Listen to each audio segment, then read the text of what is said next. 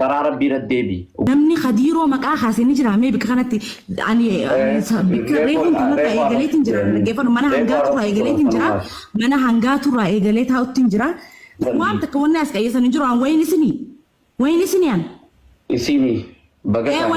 an wanni fakkeessee jiran jiru isa kiyya dhaggeeffadhu baga walliifnee ibiddatti hin fiiginuuti baguma karaa rabbii rajjabu. Maashaallah walqumaan qabdu wadduu baala gadee dhaggeeffadhu. Amma waa'ee keetii namni haasa'e ani wanni eenyu si arrabse kun olaadha. Eenyu namni haasa'e namni maqaa isaa kaase tokkollee hin jiru. Kallattiidhaan deebisaa kennuu yoo dandeesse yoo mirga sanii qabaatte atummaan deebisuu dandeessa.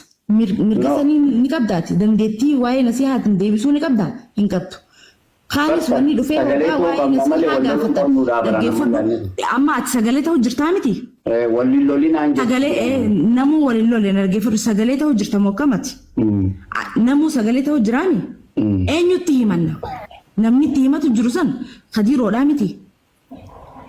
Hin tuqinaa jee wanni kaanis as gubbaarraa hoo bobsuuf maali?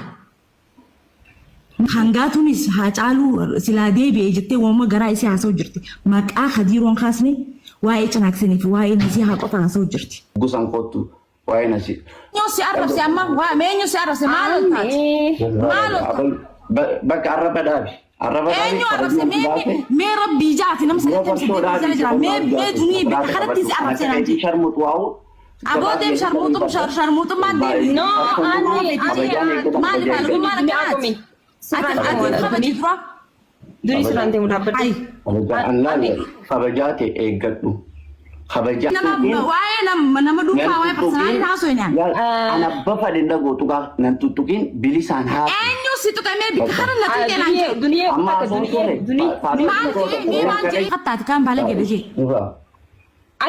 Goggaa dhugaa isinitti himan hin feetan. Hin feetan isin hundinuu wal beenaan arraban qabdu nabii saagamu. Achina faayiti waa'ee dubbadhu ansi mormutti hin jiru. Anne waan ati amma jette gan.